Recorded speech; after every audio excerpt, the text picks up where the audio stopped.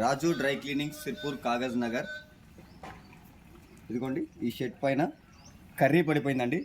ఇదిగోండి చూసారు కదా, కర్రీ పడిపోయింది. ఇది వచ్చేసి మనకి లైట్ ఎల్లో కలర్లో ఉందండి. ఓకే, ఇదిగోండి దగ్గర చూపించు. ఇదిగోండి ఈ హ్యాండ్స్కి కూడా కాస్త పాన్ గుట్క మరకలు ఉన్నాయండి. దగ్గర చూపించు మేడం. ఓకే, ఇది చూపించండి. ఇదిగోండి ఇదంతా కర్రీ అండి. హ్యాండ్స్ కూడా ఉంది ఈ విధంగా. अभी इसका ऊपर ये कर्री का स्टेन है ना, अभी हम निकालेंगे इसको. इसकी भी 2 शर्ट है. इसका ये शर्ट का ऊपर भी कर्री गिर गया. हैंड्स की भी है. ओके, अभी इसको हम क्लीन करेंगे HP 05 बूस्टर पाउडर से. ओके,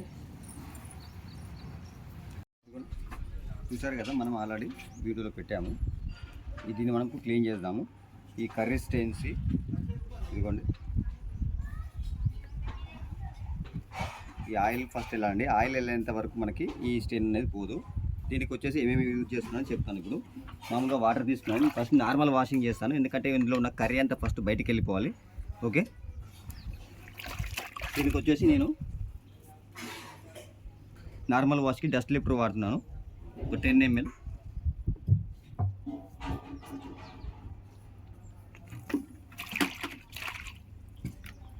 కలర్ గార్డ్ వాడుతున్నాను 5 ml.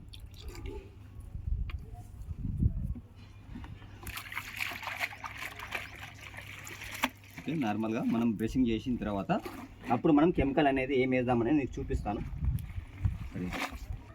ఓకే ఓకే అండి, నేను వీటికి వచ్చేసి మన దగ్గర HP 05, ఎందుకంటే కలర్ బట్టల మీద కర్రీస్ మరకలు, టీ మరకలు, బ్లడ్ మరకలు తీయడానికి మనము HP 05ని వాడతాము.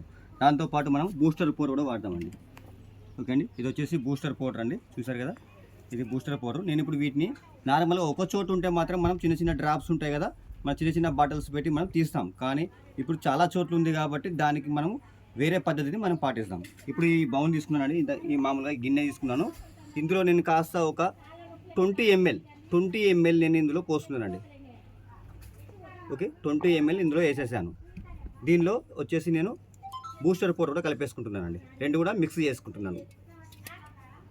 ఓకే, ఇవి తగినట్టుగా ఒక 50 grams మనం దీనిలో వేసేసాం.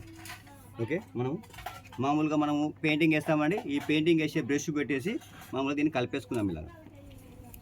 ఓకే, రెండు, ఎందుకంటే ఇది చేతికి తగిలితే మనకి మంటలు వేస్తుంది కాబట్టి చాలా జాగ్రత్తగా దీన్ని ఇలా మిక్సింగ్ చేసుకోండి, పెయింటింగ్ వేసే బ్రష్ పెట్టేసి. ఓకే, ఇది నీట్గా కలిసిపోయిన తర్వాత అప్పుడు మనం వచ్చేసి దీనికి ప్రాసెస్ అనేది చూపిస్తాను మీకు. ఓకే, దానికంటే ముందు మనం వచ్చేసి దీనిపైన ఉన్న ఆయిల్ C100 అండి. C100 అనేది మన కర్రీ పైన ఎప్పుడు కూడా అందులో ఆయిల్ ఉంటుంది కదా, ఫస్ట్ మనం ఆయిల్ని క్లీన్ చేయాలి. ఆయిల్ క్లీన్ చేసిన తర్వాత సెకండ్ ప్రాసెస్ కూడా మీకు కలిపినవి చూపిస్తాను మీకు. ఇదిగోండి, ఎక్కడైతే మనకు ఆయిల్ పడిపోయిందో, ఆ కర్రీ పడిపోయిందో, ఆ కర్రీ ప్లేస్లో మనకు C100 అనే కెమికల్ మీరు వేసేసి ఓకే చేతితో ఇలా రుద్దండి. ఇదిగోండి, నార్మల్గా ఇట్లా రబ్బింగ్ చేయండి. బ్రష్ ఉంటే మనకు బ్రష్తో కూడా ఇట్లా నార్మల్గా చేయండి. ఎక్కువ వెయిట్ పెట్టకండి, నార్మల్గా రబ్బింగ్ చేయండి. మనకి ఇందులో ఉన్న ఆయిల్ అనేది ఫస్ట్ క్లీన్ అయిపోతుంది. నార్మల్ వాటర్లో ఫస్ట్ ఒకసారి మళ్ళీసారి మనం వాటర్లో క్లీన్ చేద్దాం. ఒక 1 minute ఇలాగే చేయండి. ఆ తర్వాత ఒక 5 minutes వదిలేసేయండి. ఇందులో ఉన్న ఆయిల్ అంతా కూడా మనకు ఈ C100 అనేది తీసేస్తుంది. ఆయిల్ వెళ్ళిపోతుంటే మనకి దాని తర్వాత మనకి ఈ పసుపు మరక లాంటివి క్లీన్గా వెళ్ళిపోతాయి నీట్గా. దీనిపైన కూడా మనకు గుట్కా మరకలు కూడా వేసి ఉన్నాయి కదండి, గుట్కా మరకలు కూడా పడిపోయాయి. నేను ఈ మిక్సింగ్ చేసిన కదా HP 05 plus booster powder mixing చేశాను కదా, ఇదిగోండి ఇలా ఎక్కడైతే మనకు మరకలు ఉంటాయో అక్కడ ఇలా పెయింట్ పెట్టి ఇట్లా రాయండి. ఇట్లా పెయింట్ మనం ఎలా వేస్తామో అలాగే HP 05 బూస్టర్ పౌడర్ని ఇలా తగిలించండి. ఓకే, మనకి ఇబ్బంది ఉండదు. చిన్న చిన్న బాటిల్స్ అంటే మనకు 1-2 చోట్ల మాత్రం అంటితే మాత్రం చిన్న చిన్న బాటిల్స్ నేను చూపిస్తున్నాను కదా మన దగ్గర ఉన్నాయి, అలాంటి వాటితో యూజ్ చేసుకోవాలి. మనకి ఎక్కువ క్వాంటిటీలో మరకలు ఉన్నాయి అనుకోండి, అప్పుడు మాత్రం మనం ఈ పద్ధతి పాటించాలండి.